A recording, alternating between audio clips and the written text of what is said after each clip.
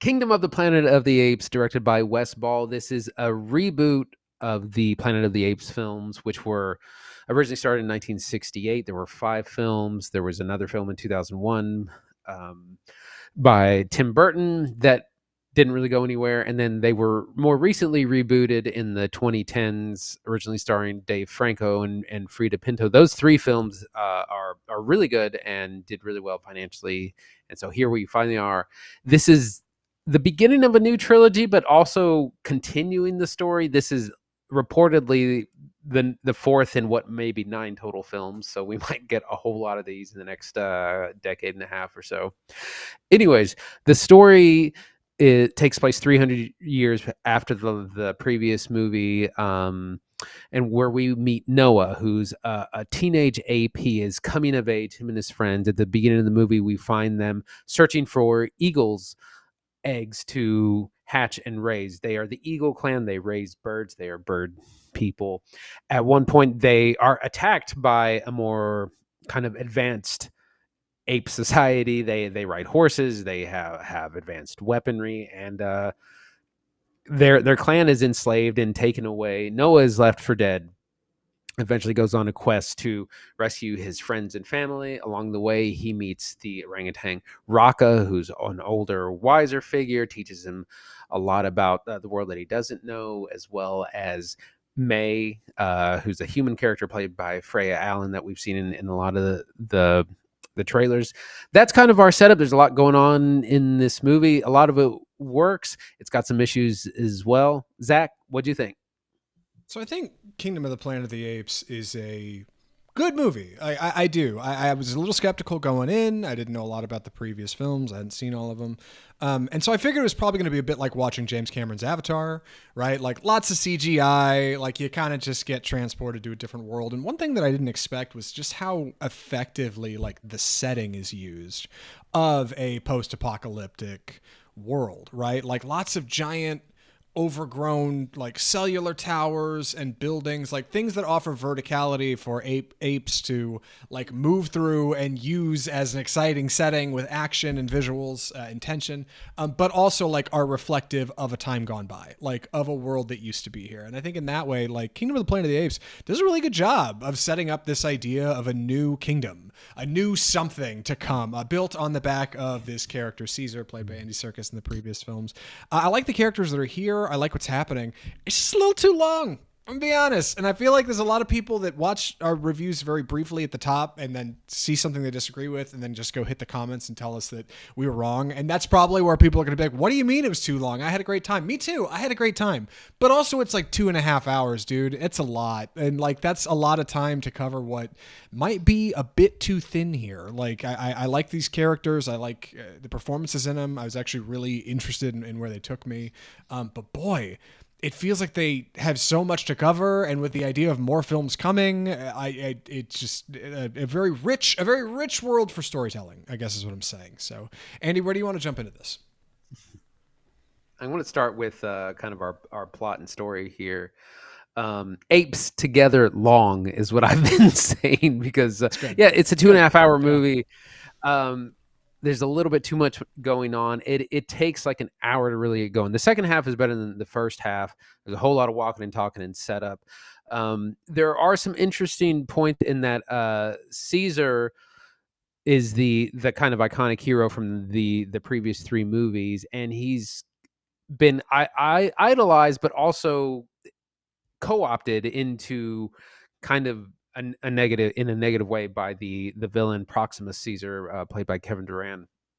And so there's a like kind of some political undertones there of co-opting like a positive message into justification for bad things. And Proximus Caesar also has he's the one that has this vision, this dream of a kingdom of the apes, kind of this warlord that I will conquer all the ape clans and we will be one clan. So it's very authoritarian approach. We don't see him until way late in the movie, like it's over an hour in until we meet Proximus Caesar, who's a great character and he doesn't get quite enough screen time. um the character of Caesar's kind of in the background of all this from the previous films. That what's his name? We meet Raka, who he's like, well, let me tell you the truth about some of these things that you may or may not know. There's a whole lot of looking into to telescopes without seeing on the other side. It's unclear what Freya Allen's character May is kind of doing for a lot of this movie. It kind of doesn't make a lot of sense. It does start to pick up more. What like I said, once we reach Proxima Caesar, which is about in the second half, when he's trying to rescue his family, and we get more plot and character development there. It starts to tie in a lot better. We get some better action scenes, but man, that first hour is a drag. The animation is really stunning in this film, obviously, right? I feel like you can't talk about it without talking about how it looks. Not that it's quite as far as Avatar. Well, no, Avatar does blend live action. I take it back. So no, it definitely does the Avatar gag. Like, definitely has some human characters running around with non-human characters. But I think one of the things I was not sure about watching the trailers whether or not I was going to fall into the the uncanny valley and feel like I'm not really looking at people. But watching the film, it becomes really obvious, and this is probably something if you've seen the previous Apes movies, but hear me out as a newcomer.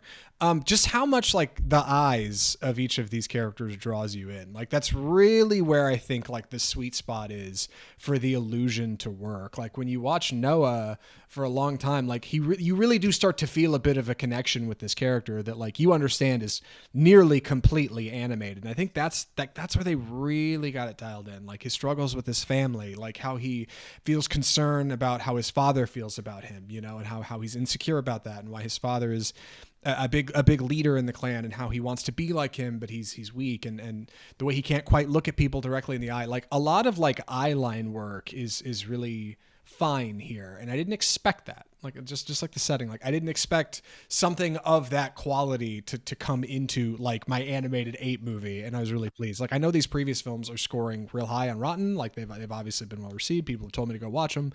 I gotcha. I probably should go back and watch them, especially after watching this one, but I was just really impressed at how well it comes across. Now, given watching the movie, I definitely could not place anybody. Owen Teague is our lead as Noah. I know him best as Patrick Hofstetter in the It movies. He's in the first one. He's a kid in the first one. I couldn't even tell you which kid he is. Yeah, and I think he's in a flashback in the second one, and like that's all I really know him from. But then looking at him on IMDb, I can look at his picture, and be like, oh, I can kind of see the lines of Noah's face. I can see how they shaped him into that character. Meanwhile, Kevin Durand functionally steals every scene he's in. And Proximus doesn't particularly look like Kevin Durand, but like he's so like magnetic, like his energy. He opens the trailers. It really was. I kept waiting for him to show up in the movie. I was like, when is this guy going to turn up and make things happen? He does. I want to see the tension. monkey. He's great. Yes. Like when Proximus shows up, fantastic. Like I am a fan. Proximus is a great character. Solid villain. Yeah, we do have. I do like our characters.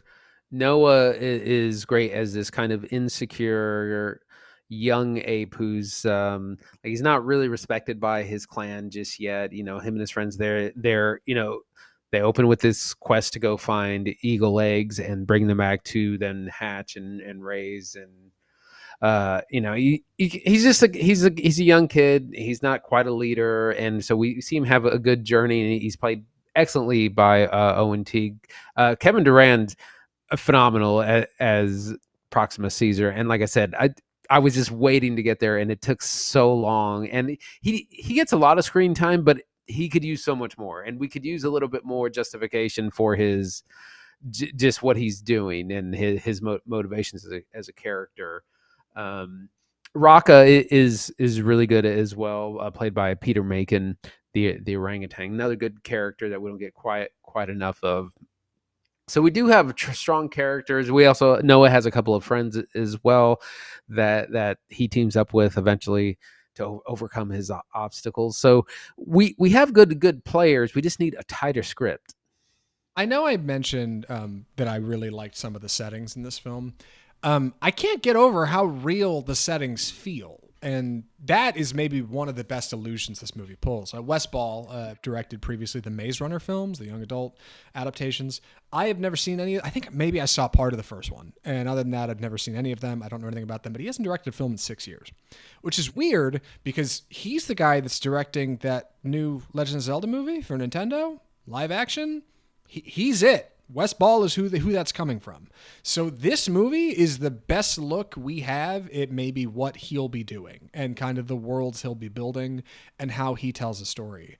And you get so caught up in the journey of our apes that you forget that like it looks like they're filming outdoors all the time. It looks like they're filming all the time out in natural locations. It is a little. I couldn't place where exactly they were. I should say that. I don't know if the film ever says like you're around this city or this area in whatever Yeah, country they're in. it's But supposed to be like kind of like West Coast, like San Diego I figured it area had to be a little coastal. Yeah, because or San Proximus is on the Francisco, somewhere coast. around there. Yeah. Yeah, but I still like the world that's here. Like it's really rich, and it feels like something you could really tell a lot of stories in. And like I think that's a good thing. I think if anything, in regards to the writing, they maybe just try to tell one too many. Yeah, like waiting an hour to get to our villain is like it's a long time, man. Like y'all couldn't figure out a way to get him in maybe Act One, like get something exciting going on. They kind of do this shell thing until they get to him, which is fine. Like that's all part of the experience. But it definitely feels like there's time to get up and use the bathroom in the middle of Kingdom of the Planet of the Apes. You're not glued to the screen for 2.5 hours. Yeah, like you said, there's a lot going on. This does have that feel that it is totally setting up more film. So in a lot of ways, like there's not really a rush to tell a concise story because you got to do a lot of setting up. It's got that Force Awakens problem. Not Yeah. quite as bad as that movie, but it's setting up so much that it doesn't really focus on being an open and closed story itself. Yeah, and like challengingly, I think I haven't seen the films, but I feel like Caesar is a very central character in the Yeah, larger narrative plot of like the war of the apes and the humans and this virus that has changed the dynamic of things. Like, whereas Noah is much smaller.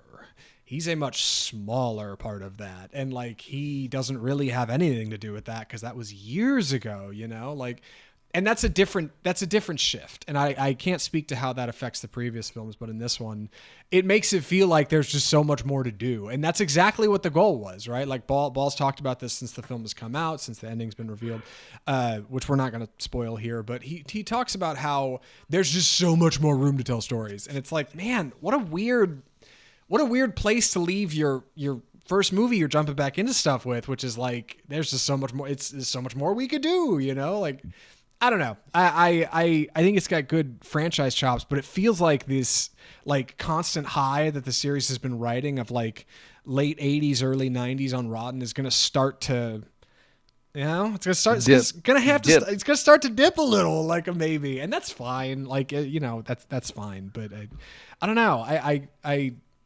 Does that, any of that sound on, Andy? Like having not seen these movies, am I even close to correct? Yeah, I mean those, like I said, those ones from the 2010s are really well written, and they kind of have a lot more to cover because they follow the fall of humanity to the apes because of a virus that's invented. So there's a lot of big changes to happen here. You're kind of not sure where it's going to go from because it is an all ape planet at this point, a true planet of the apes. So you have to introduce new conflicts and bigger conflicts, and yeah, it's a challenge to move forward. That's for sure. Yeah, it absolutely is. I don't know. I love the human moments in this. Not the moments that where humans are present, but the moments that feel uniquely human in a film full of apes. I think it's probably what worked best in those previous features. Overall, coming to it for the first time, I don't think I had to have seen the previous movies to know what was going on, but it did feel like I was missing out on a lot of like inside jokes. Definitely, there's some symbology, some characters referenced that I'm like, I don't really know what they're talking about, but overall, seems like a fine entry point for the series. Andy, any other thoughts or recommendations? I'm ready. Andy, would you recommend Kingdom of the Planet of the Apes? Yeah, I think generally I would, especially if you're a fan of the franchise. It has a lot of good things. We have good characters. The second half is much stronger than the first half. We have good action scenes. The action scenes, particularly towards the end, there's a lot of water things happening that are really good. It's a little too long, and it's going in a lot of directions, kind of all at once, trying to set up a new trilogy. But yeah, overall, I'd recommend it. Yeah, I think I would too. Maybe wait for streaming. I don't know if it's something you got to go catch in a theater. I caught it in Cinemark XD. Caught it on a big screen, which was fine. I don't know if you don't know if you need to spring for D box or Screen X, but I will say that I think I'm uniquely a little bit more confident in Wes Ball's pick as Nintendo's director for the live action Legend of Zelda, whatever that's going to be, because the idea of like a transportive like fantasy setting featuring a lot of outdoor settings, big forests, tall trees, of like a young boy or a man like going on a quest to like find something and ultimately like find himself, like fits kind of perfect. Like his pick makes a lot more sense, because when they first announced him, I was like, the Maze Runner guy, and now watching this, like, okay, somebody knows what he's doing. My man's got a hand on the wheel. Hopefully it turns out to be a good feature. Kingdom of the Planet of the Apes, not too shabby. And with that, we should move into our next segment. We got some trailers to look at. Just a few this week, but I'm excited to get into this first one. Andy, what do we call this segment? It's time for the trailer park.